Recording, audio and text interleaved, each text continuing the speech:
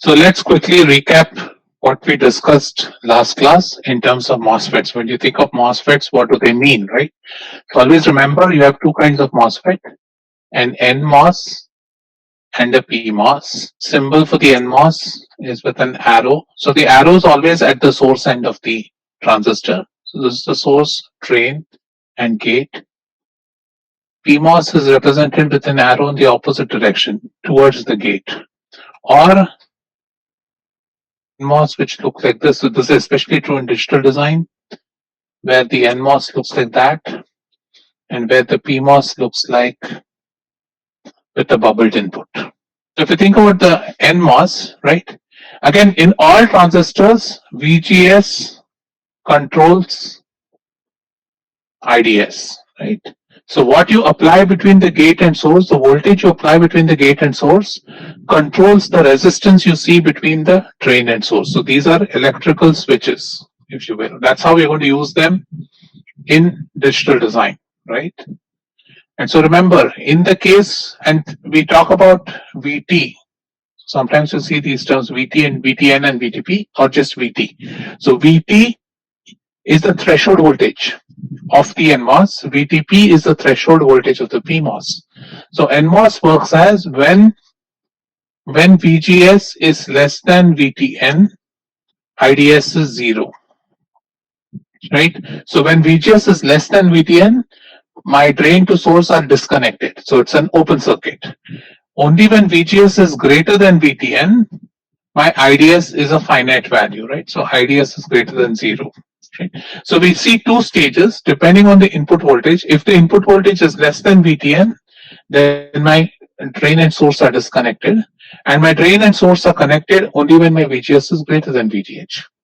In the pMOS, it works in the other direction, that VGS has to be less than VTP for my IDS to be greater than 0, and my VGS has to be greater than VTP for my IDS to be 0. Again, remember here, VTP tends to be less than 0, VTN tends to be greater than 0. Right? So for the pMOS to work, its gate voltage has to become more negative than the threshold voltage. For the nMOS to work, the gate voltage has to become more positive than its threshold voltage. Okay, just remember that. Okay, so this is the basic. This is all we need to understand how to design digital gates using MOSFETs, right? And then we looked at a simple nMOS inverter. So sometimes an nMOS inverter, which is, so remember, we are talking about multiple technologies. One is an nMOS technology. So in the nMOS technology, the only transistors you're allowed to use are nMOSFETs. And then we talk about the CMOS technology, which is your important technology, which is the workhorse today. And that includes both P and nMOS. So we all saw last class that if I had a circuit which looks like this, and if I pull the output from the drain of this circuit, then we saw that V out can be thought of as V in bar. So this is an inverter that has been implemented in nMOS logic, right? And so the other way, so we normally implement resistors. So we want to implement resistor as a transistor which is always on. So what we will do is we can implement a resistor which looks like this. So this, if you look at this resistor, remember this is a drain, source, and gate, right? So VGS here is very high because this is VDD, right? So this transistor is always on. And from that, you can get the relationship that Y is equal to A bar. So again, whenever you look at nMOS circuits, right, look at what is below the output, right? So what is below the output dictates what the output is going to be. So we also looked at two others. Suppose I want to do an nMOS on the NAND gate, right? So what is a NAND?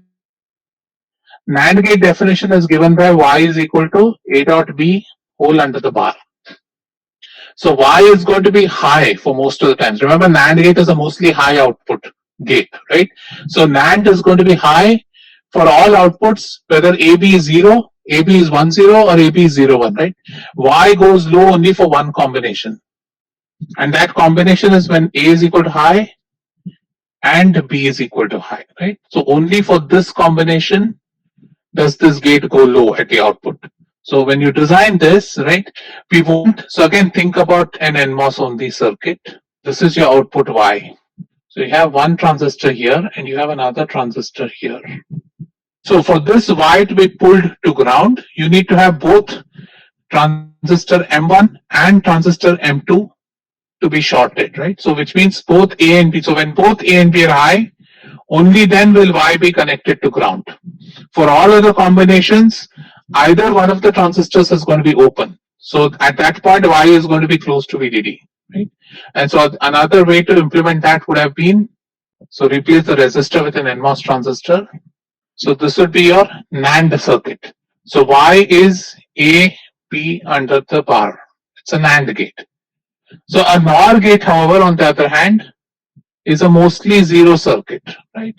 So NOR is going to be high only when A and B are both zero. For all other combinations, NOR is going to give you a zero output, right? So the way you design the NOR output is this way. You have two parallel paths. So again, this is your output Y. And you have two parallel paths for Y to discharge, right? So Y can go to zero either when A is high or when B is high, right? So Y is equal to zero when A is high or B is high. And so this is nothing but your NOR gate. Right? So Y is equal to A NOR B. So again, what you see here is, if you look at the circuit below Y, right? If I look at the circuit below Y, if I want to implement an OR function, I need to have multiple paths for discharge. And if I want to implement a NAND function, I need to have series paths. Okay? So remember that whenever, so for example, suppose I wanted to implement a function like this. Let's say, so if I ask you, how would you implement this function in an nMOS only technology? Can you quickly think about it?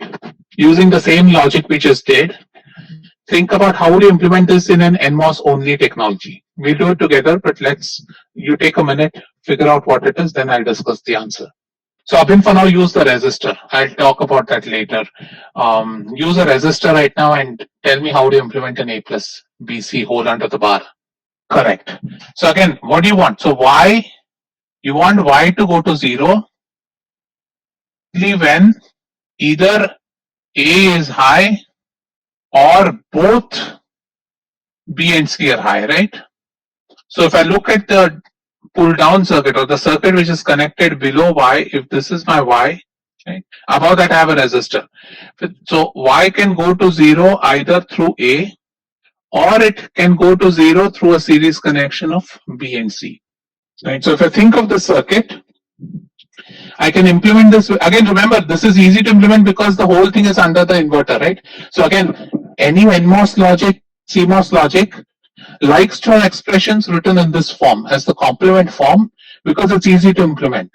So therefore, NAND and NOR become a universal gates because they're easy to implement in CMOS. Right? And so if I want to implement this function, think about it again. Y will be pulled to zero either through this path or through this path, right? And this path will be enabled whenever A is high. And this path will be enabled when both B and C are high. So it is A plus BC, the whole thing under the bar is how you implement this circuit. Everybody with me? Any questions here? So where is VDD? So VDD would be connected through a resistor here to VDD. Right? This top part of the circuit remains the same. It's only the bottom part that's changing in an nMOS technology. Now we'll move to CMOS. In CMOS, we'll see both sides have to change. Any questions? Any other questions? If there are no other questions, now let's look at, so I gave you one question at the end of last class. I don't know how many of you got to thinking about it. That is CMOS technology. So why is CMOS technology used? CMOS technology is your low power technology. It has the lowest leakage among all the MOSFET technologies available, right? So low power technology, so hence CMOS is the most prevalent technology. Okay. So let's think about the circuit I gave you yesterday. So M1 is the nMOS, right? And M2 is pMOS. Okay. So now let's think about how the circuit works. Okay, so now let's assume suppose A is high.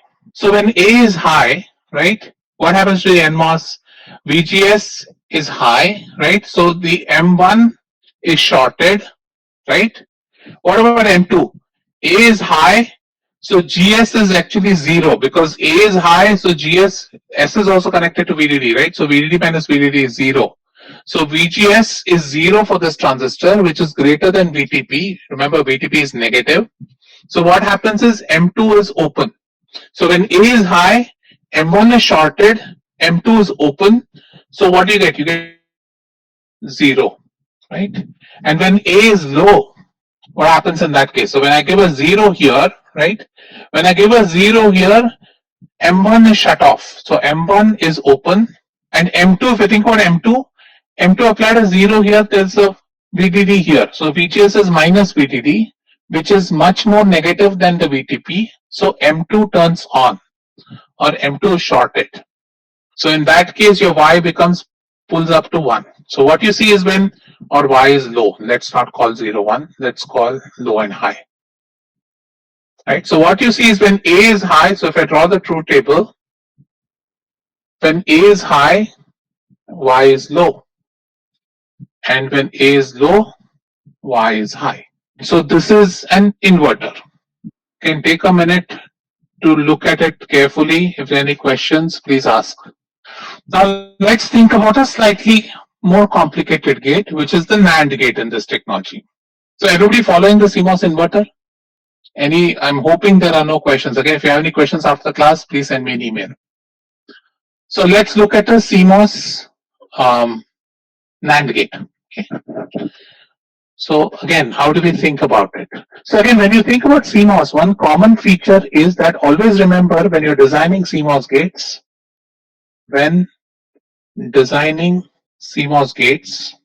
one input has to go to both N and P. So for example, if you see this, A input has gone to the gate of both the pMOS transistor and the nMOS transistor. So whenever you design a CMOS, you'll see that all your inputs will not go to just one gate. If you think about the nMOS technology that we designed previously, every input just goes to one gate, right? Like in this case, A goes to this transistor, B goes to this transistor. Similarly here, A goes to one transistor, B goes to one transistor. So in the nMOS and only technology, every input goes to a single transistor, right? But now when you look at a CMOS technology, you see that a single input goes to one pMOS and one nMOS, right? So now let's think about a NAND gate, okay? So again, what do we know about the NAND gate is we want to implement Y is equal to A, B whole under the bar. So from the nMOS technology, I know that if I want to pull the Y down, below Y, I should have two nMOS transistors in series, right? So if I think about it, if this is my node Y, right? I know that below that, I should have two transistors in, right? So one would be an input A, one would be an input B. So this part of the circuit will ensure that Y will go to 0 only when both A and B are high. Everybody following me? This was the same logic from the nMOS circuits, correct? Now let's look at the flip version. Right? So in the flip version, what happens when should Y go high? Y should go high when either A or B or both are 0. I should go high when either A or B or both of them are 0. Right? That is the NAND gate. So which means that Y should charge up to 1 even if A is 0 or B is 0. Right? So there should be two methods to charge up Y because I want to ensure that Y goes to 1 independent of whether A is 0 or B is 0. Right? So what you see is that to charge up Y, therefore, I need to have an OR connection. So which means that when A is 0 or B is 0, one of these pMOS transistors are going to be turned on, which is going to pull this Y to 1. Everybody following? So what you see is that, and so basically you have input A connected to this pMOS transistor, you have input A connected to this pMOS transistor and this nMOS transistor. You have input B connected to this pMOS transistor and this nMOS transistor. Again, how do we think about this circuit? Let's recall. Y is going to go to 0 only when both A and B are high. Remember, nMOS will be shorted only when a high voltage is applied at the gate. pMOS will be shorted only when a low voltage is applied at the gate. So that's another way to short to keep in mind, right? Whenever you want to short an NMOS transistor, you apply a high voltage at the gate. When you want to short a pMOS transistor, you apply a zero voltage on the gate or a low voltage on the gate. Okay? So what you see here is that Y will be pulled to zero only when both A and B are high. For all other combinations, Y will not go to zero. Y will go to 1 only when will go to 1 if A is 0 or B is 0 or both A and B are 0. So what you see is that you see a transistor network which looks like that. It looks parallel in the pMOS and it looks in series in the nMOS. Now let's do the flip version of this, which is A plus B. So why don't you guys try this and tell me how does the CMOS circuit look like? Sir? Yeah. Can you explain this upper part for? Okay. Let's recall the NAND gate. What does the NAND gate tell us? NAND gate output has to be high, right? Y is equal to AP under the bar, right? So guys, by the way, VDD is right there. This is VDD. The symbol for VDD is this. Symbol for ground is this. So what is, let's go back to the question, right? We want Y as AB bar. That is, what is the truth table for AB bar? Truth table for AB bar is A, B, Y, right? Two input, so 0, 0, 0, 1, 1, 0, 1, 1, right? So this is 1, 1, 1, 0, right? So Y can go to 0 only when both these are high. For all other combinations, I need to pull Y to high voltage, right? Which means that I need to create short paths between Y and supply, VDD. So how do I do it? Supply should be shorted to Y if either A is 0 or B is 0 or if both of them are 0. So what I do is I connect a parallel fashion of pMOS circuits, right, such that this pMOS transistor, if A is 0, this pMOS transistor turns on and it conducts current. And so basically Y gets pulled to VDD through this pMOS. Or if B is 0, this pMOS works and pulls Y to VDD. Or if both are 0, then both the transistors work in tandem to pull that node to VDD, right? So what's happening here is because this is a mostly one circuit, I see a parallel path because Y can go to VDD through transistors, say let's call these M3, M4 and M1, M2, right? So M1 and M2 both have to have a high input at the gate to pull Y, but M3 and M4, either of them can help to short VDD to Y, right? So that's how you would design a NAND gate, because NAND is a mostly one output. Right? And now if you look at the NOR gate, right? What is the truth table for the NOR? By the way, am I clear? Who asked the question? Sorry, I didn't recall. I didn't see the name. Prajwal, am I clear? Yes, sir. Yes, sir. Yeah, okay, good. Now if you look at the NOR gate, right? Let's do the truth table for the NOR gate. So truth table for the NOR gate, again, let's look at all the input terms. So 0, 0, OR is 0, so NOR is 1. This 1, so this goes 0. So what you see here in the NOR gate function is that it's a mostly 0 output, which means that I should have more paths for Y to go to 0. So what this will tell you basically is, again, what you've known from your nMOS design is that if this is your output Y, you know that I should have two parallel paths if I'm doing an nMOS only technology, right? So my Y can be pulled to 0 either if A is high or B is high, or if both of them are high, right? So this circuit will ensure that even if A is high or if B is high, both are high, Y will be pulled down to 0, right? So how do I get it pulled up to 1? I can get it pulled up to VDD only when the input combination is 0, 0. So this will now transition into a series combination, and this is going to be a supply voltage VDD. So that's VDD, that's ground. Right? So again, let's number these transistors. Let's call them the same: M1, M2, M3, M4. Right? So what we do is, for Y to go to 1, both M3 and M4 need to be shorted. And both M3 and M4 will be shorted when A and B are both 0. So there is only one condition which will short the path from VDD to Y. And that condition is given by A and B both being 0. Right?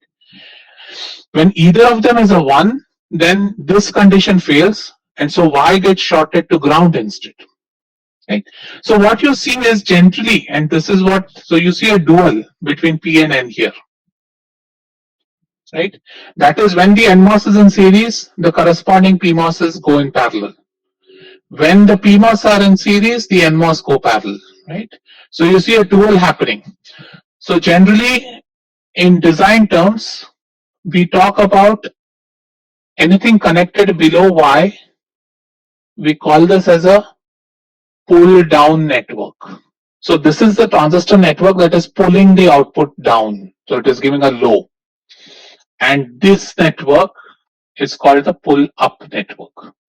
So whenever you think about CMOS technology, you have to think about a pull up and a pull down network, right? And so always remember that the pull up and pull down networks are going to be duals of each other. That is, if one is in parallel, the other will go in series, right? So let's do the same condition. Let's do this now. Implement this in CMOS technology. Abhineet, to understand that, you need to understand MOSFETs. Unfortunately, I don't have time to teach you that here, but you can't just flip a VDD and ground. MOSFETs, even though are used in one directional ways here, so it's not just flipping the location of VDD and ground. So again, remember, you've done this before. When I asked you to do the nMOS circuit, you have done the pull down network.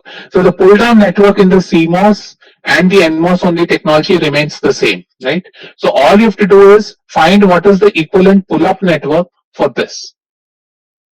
Following me? Pull down network is the network which is pulling your Y to 0, right? Astha. What is pull down network? Pull down network is ensuring that Y goes to 0 when these transistors get shorted.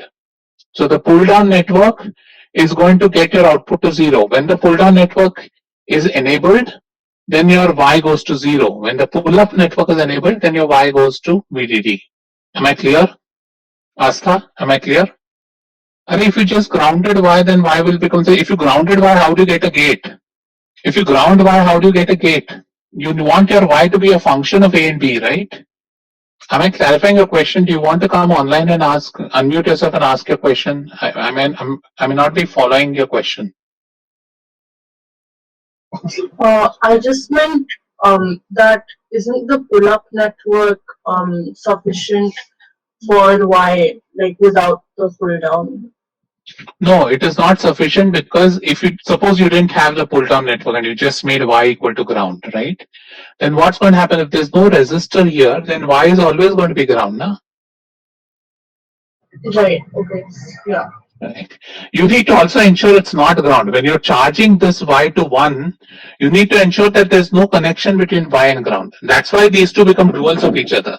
That is, Y will so remember, this is a good point. Always remember, when you design the circuit, for any input combination, it should either have it should either be shorted to VDD or it should be shorted to ground. Because remember, Y can have a value of only 0 or 1, right? So which means that either your input combination should short Y to VDD or your input combination should short Y to ground. If you've designed a circuit which has Y equal to being shorted to both VDD or ground at the same time, it's wrong. There's something wrong in your design. So always remember that at any point of time, only one of these networks should be shorted. Yep, that's exactly how you design. So again, remember, this goes as, this was how you did A. So let me use the other convention for the gates. Right. So this was how you designed the pull down network. So this was your Y. So again, A is in parallel with B and C. So here A goes in series. Right. So this becomes A, and then you have a parallel combination of B and C. Right. And then you'll have supply voltage there. So remember, whatever becomes series converts to parallel between the duals. So I'm glad Arjun answered the question. So nMOS technology, Shiv, if you think about nMOS technology, you remember in nMOS technology, I showed this, right? There is this combination. This is nothing but a way you implement a resistor using MOSFETs. So what happens here is this transistor is always going to be on, which means that there's always going to be current flowing in the circuit, right? And so as Arjun pointed out, this is going to always leak current from supply voltage. So your ICC numbers are going to be very high. So if you want a design which consumes less power, you want to always ensure that only one of these networks are on at all times. So either you short VDD to Y or you short Y to ground. That way you reduce the power consumed in the circuit. Okay, and Mayank, you're right. Pull up is always pMOS, pull down is always nMOS. So always remember, will the pull up always be dual or pull down, Rahul? Don't try to catch me in my words. No, there are design questions where you can shorten this. We'll give you some training next week in the tutorial. Right? So not necessary that pull up and pull down have to be duals, but generally that's the case. Pull up and pull down are duals, but you can come up with smart designs where you don't necessarily have to have duals. So what I want you guys to do now is, so implement a half adder and a full adder in CMOS. So go back, look at what the Boolean expressions for the half adder and full adder were and try to see how do you connect them in a CMOS network. So once you get this field, then the rest of them should be pretty easy. So given any Boolean function, you should be able to draw the CMOS circuit for the same. Okay, so this is all I need you to know about CMOS in this class. So with that, we'll change gears to another type of a gate, which is known as a tri-state gate. Right? So what's a tri-state gate? So if you think about a regular transistor gate, right? So a NAND, so a tri-state gate looks something like this. Suppose I take a 2-input tri-state gate. The gate has an enable signal on it, and then you have the output. So if you look at a normal NAND gate, right? If you look at a normal NAND gate, Y is given by AB prime, right? That is, whenever an input changes, Y will follow the output input, right? And Y will follow it after some propagation delay. So if you think the AND gate is 20 nanoseconds as a propagation delay, after 20 nanoseconds, if the input changes and Y has to change, it will take 20 nanoseconds for that propagation to happen. So at any point of time, Y can have a 0 or a 1 or a high or a low only. Y cannot have a third state. Y can only sit in two states, which is either a high voltage or a low voltage. Now what happens in tri-state is that you have the output can be either a high voltage or a low voltage or what is known as a high impedance. That is, it becomes an open circuit. So the output can have three states, which is high, low, and high impedance. And what does high impedance means? High impedance means that this output doesn't have a voltage level. It's an open circuit, right? And that is controlled by enable. So if you look at the truth table of this circuit, when enable is low, you don't care what A and B are. This will be a high impedance output. And then only when enable is 1, you will get your standard NAND outputs, right? So 0, 0, 0, 1, 1, 0, 1, 1, 1, 1, 1, 0. Right? So enable, just like how we thought about enable for decoders, muxes, etc., this is an enable sitting at. So again, Mayank, don't worry about implementing this in CMOS. The implementation is not simple. So we're done with CMOS. Okay, don't worry about implementing tri-state gates in CMOS. It's different. I'm just introducing the tri-state concept to you guys. That tri-state is a different kind of gate, which essentially gives you a third state at the output, which is a high impedance state. High impedance state basically means it's an open circuit. So it will not be able to supply you any current, right? Which means that there is no value. It's basically junk logic value. And similarly, if you look, and so you can think about the same gate as a active low enable. So I can think of, right? So this will tell me it's an active low enable or it's an enable, right? So you can define tri-state gates as either. Now, what is the advantage of tri-state gates?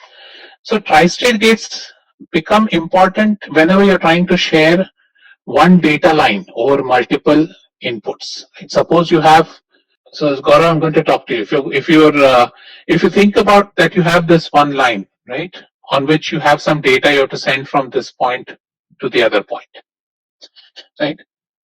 Now, suppose there are three inputs coming into A, right? An easy way to implement that would be, so you can also think of, there are what are known as tri-state inverters. So what I'll do is I'll just connect them in shorted out, right? So if you can ensure, right? So if you can ensure that at any point of time, only one of enable A, B, or C will be, if I can ensure that only one of them is going to be high at any point of time, right? If I design my circuit in that way, then basically that means that this only one of these gates will work, right? And when something is high impedance, so for example, if enable A is high and B and C are low, right? Then basically this becomes a high impedance output, this becomes a high impedance output, right? And so what's left is just A prime here, right? So and similarly, if my enable goes, B goes high and A and C go down, then B prime will come onto this bus, right? And this to remain high. So with high impedance states, it becomes very easy to implement an AND function. And AND function is just shorting all the inputs, right? So this saves you a gate. So many times people use this when you have to, and this is especially used when you're sharing bus lines. So in you'll see a lot of microprocessors when you want to share bus lines, you will use a tri-state gate, right? So a tri-state gate helps you with ANDing. When you want to AND signals, as long as you can ensure that one of the signals is high at any point of time, then you can use this to implement a single data line on which multiple data can float on, right? So let me ask you a quick question in preparation for quiz. Suppose I want only one of enable A, B, or C to be high at any given point of time. From which MSI should I take its output as? So I'll repeat the question. I want to ensure that only one of enable A, B, or C is high at any given point of time. So I can take the outputs out of one of the MSI components we have discussed in class. Which one would it be? Decoder. Decoder is correct, not mux, it's decoder, right? Remember, decoder takes in what? Decoder has n inputs and 2 power n outputs, right? So depending on the number that you input to the decoder, only one of the lines will go high, right? So it's the decoder that you'd use. Okay? So for decoder, two lines can also go high if it's 0, 1, 1. No, how can decoder lines go high with 0, 1, 1? If it's a 3:8 decoder. Sorry. Okay, so again, this is just a quick introduction to tri-state. Keep in mind that these options are available. Again, we won't use a lot in design. They'll be mostly used in the quiz questions and stuff like that. But design in this class will stick to traditional gate design. So the last thing I want to talk to you about is what are known as CMOS transmission gates. So this is another transistor level design of doing CMOS gates. Right? So what we do in this case is a transmission gate, normally denoted by abbreviation TG, consists of something which looks like this. So it consists of a connection, basically of connected an nMOS and a pMOS in parallel to each other. So how does the transmission gate work? The transmission gate works very simply, is that the transmission gate is closed, that is x is equal to y when n is equal to 1 and p is equal to 0. Right? So when I turn on the nMOS and turn on the pMOS, then my x is equal to y. And so basically when n is equal to 0 and p is equal to 1, right? That is when both these transistors are off, then x and y are open. Or I can treat my y as an high impedance state. Again, let me repeat what a transmission gate is. A transmission gate is made up of an nMOS and pMOS in series between two nodes x and y. Okay, x is equal to y only when both these transistors are turned on, right? And the way you turn them on is you give a high voltage to n and you give a low voltage to p, then x is equal to y. Else y is a high impedance. So one way to use that, for example, is I can design a circuit which looks like this. Let's draw a transmission gate. So I will just box it this way. So I can think of the transmission gate symbol as something like this.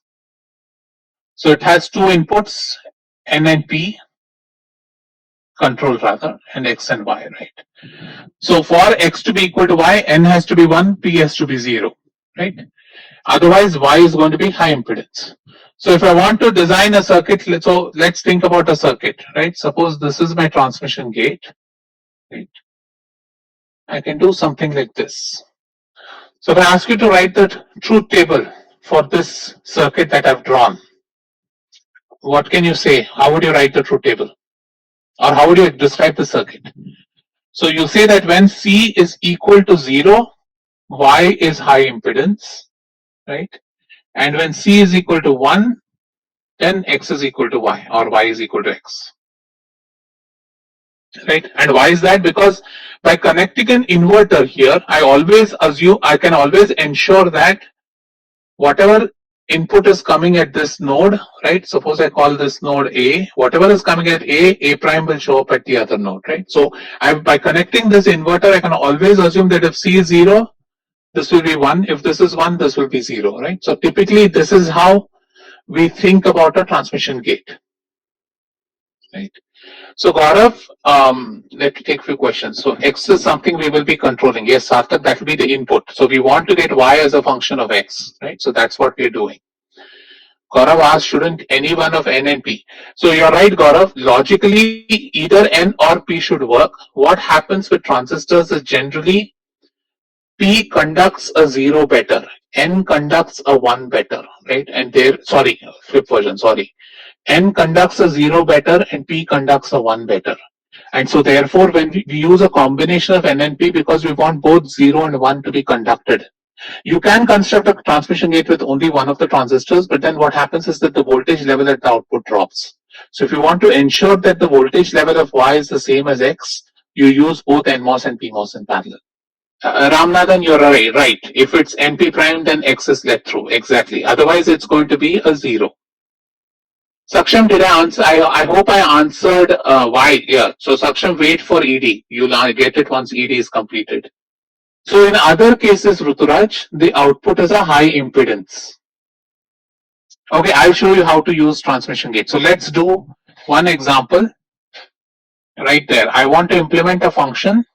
I want to implement an XOR gate using transmission gates. So again, let's recall what the transmission gate looks like. A transmission gate is this. It's TG, X, Y. So now think about how to implement an XOR gate. So we can think about it this way, right? I want Y to be B when A is, so you did this using a mux. Now we are using the similar logic for transmission gate. You want Y to be B when A is 0 and you want Y to be B prime when A is 1. Correct. Neil, you're right. Everybody following the logic? I want Y to be 0. Sorry, I want Y to be B when A is 0. At this time, this term drops off. And so Y becomes B. And Y becomes B prime when A is 1, right? So I have, so my Y needs two transmission gates. One transmission gate will turn on when A is 0. One transmission gate will turn on when A is 1. So what I'll do is consider this circuit. Let's call two transmission gates. So let's talk about the input B.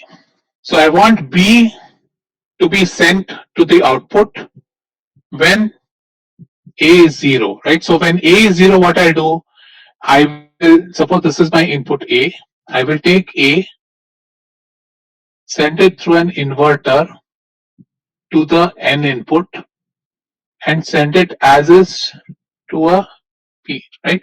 So this transmission gate TG1 will work when A is 0, right? Everybody following the logic? Why is that? Because when A is 0, N is 1 and P is 0, that is when this turns on, right? So this becomes B when A is 0. So what I've implemented here is prime B.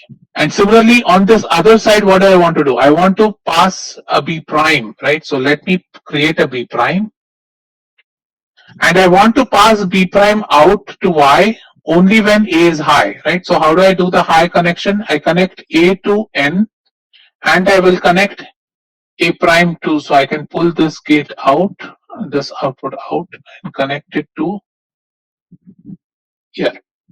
Right? So TG2 will turn on when A is 1. So when A is 1, then I'm sending B prime. So this is AB prime. And The beauty of transmission gates is now normally if you've done it in a gate level, you would have put an OR gate here, right? But the advantage of the high impedance state is all I can do is just do this and Y. Right? Because at one, whenever A is 0, this transmission gate is shut off. So there is no connection here. It's an open circuit. So Y just becomes A prime B. And when A is 1, this circuit turns off, right? And all you're left is just this circuit. So it's a very simple way of implementing. Now, if you think about this, how many gates do you need? How many transistors do you need? This transmission gate requires two transistors, each require two transistors. So you have only 6 transistors here to implement, right? 3 nMOS, not 6, sorry, 8 transistors. nMOS is 4 and pMOS is 4. Now do the same, go back and try and see how do you implement an XOR gate using CMOS technology. So go back today, try and figure this out. And what you'll see is that the transmission gate implementation is a reduced number of transistor implementation. So in special cases, so again, you see that the transmission gate cannot be generally, I mean, you can generally apply it to design, but it may not be advantageous. It becomes advantageous in certain special cases. For example, in this case, when you're doing an XOR gate, it becomes advantageous to design something this way. Okay. So with this, we will close combinatorial circuits. We will close digital logics. Digital logic families. So starting Wednesday, we'll start my favorite part of the course, which is sequential design. Okay. So now we'll introduce clock. We'll start now thinking how best to reuse hardware. Saksham, what I asked you is implement an XOR, 2-input XOR gate using CMOS technology and count how many transistors you need. And see if you can get the transistor count better than this or should it be worse than this. So Ram, by the way, I'm done. Those of you who have no questions can leave the lecture. Ramnathan, how do we intuitively describe the high impedance case state? Intuitively, it means, Ramnathan, so if you think about when we discussed digital logic families, right, whenever you see a 0 or a 1, it is associated with certain current flowing into or out of the gate, right? Whereas high impedance is something where there is no current flowing. The circuit is designed in such a way that the output cannot give or cannot supply or sink a current. So it is kind of a third stage where that output is hanging, if you will. So it's not, I don't know intuitively how to think about it. It's not a 0 or 1. It's a manifestation of the current and voltage at that particular node. Okay. How do we differentiate? Gaurav asks, how do we differentiate between high impedance and low as the output will be? No. Gaurav, I was trying to answer the same question to Ramnathan. 0 and high impedance are very different, right? When you say something is a 0, you know the voltage is a 0, there is some current coming out of that gate. Remember IIL and IOL, right? There are currents flowing through those gates. Now, when you have a high impedance, there is no current. So high impedance and low are not the same. That's why I taught you digital logic families. High impedance is very different from a low. In a low, current is flowing. In high impedance, there is no current flowing. Okay. Hariharan, how can you explain XOR again? All right. Let's quickly do this. Why? Are you comfortable with me calling the XOR gate this way? We know XOR is this. I can say that Y should be B when A is 0 and should be B prime when A is 1. Are you comfortable with me? Yeah. Okay. So which means that if A is 0, I need to send B to Y, and if A is 1, I need to send B prime to Y. Again, I'm trying to create intentional English sentences which will help you understand what the transmission gate is doing. So what I'm saying is that I want to send B to Y when A is 0, right? So what I'm doing is if I take TG1 for example, TG1, remember this is N and P. So for the TG to work, Y is equal to X when N is equal to 1 and P is equal to 0. Right? Now I want this TG1 to work when A is 0. Right? So for that what I have to do, I have to take A and invert it to get a 1 at N. Right? That way I can turn this TG1 on. So TG1 will turn on only when A is 0, and at that point of time Y will be equal to B because X is connected to B. Correct? Now if you look at TG2 on the other hand, I want TG2 to turn on when A is equal to 1. Right? And at that point I will send B prime to Y. So what I'm doing there is I am again giving my N input as A and P input as A prime. Right? So this transition Tg2 turns on when A is equal to 1, Tg1 turns on when A is equal to 0. And so when Tg1 turns on, my output becomes B. When Tg2 turns on, my output becomes B prime. Right? And now because when Tg1 is turning on, Tg2 is shut off, so this is an high impedance circuit, so I don't need to consider a gate. I can just short the two outputs. That gives me the functionality at the output. Am I clear? Okay. So Sarthak, how did you get 8 transistors? So TG's, Sarthak, inverter requires 1P1N, TG1 requires 1P1N. So there are 4 components with 2 gates each, na? So 8 transistors. Okay, so although TG's decrease the number of transistor circuit, we still use CMOS because of yes, normally CMOS is used. We don't use resistors in TG, so CMOS is normally used, but sometimes for fast, so one advantage of transmission gate circuits is they tend to be fast. So when you have a speed critical path in your design, you tend to go to a transmission gate kind of circuit. And as you said, obviously CMOS is going to be low power, so you won't use TG all across, but for speed sensitive circuits, I will use TG. See, these are all choices that a designer has to make, right? You have to deliver a design. How you deliver design, you have to make the right choices. Okay, Nishant, how do you differentiate between no power supply going into the chip and high impedance? So you have to come to the lab for this. What is no current, right? You talk when so let me ask you in ES. You guys have done ES. What does impedance mean? How do you measure impedance? Nishant, how do you measure impedance? Sorry, I don't remember impedance. Okay, think about any of your high school 12th physics lab. How do you measure resistance? V upon I. V upon I. So if I want to measure resistance, I apply a V and I get an I, right? Now in the case of a power supply, right, if I shut down the power supply, right, my current is going to be 0. Right? If I measure the current, I'll get a 0, right? Because my input voltage is a 0. Whereas in the high impedance case, no matter what voltage I apply to that node, it is always going to give a current of 0. So it's kind of an open circuit. Do you understand the difference between the two?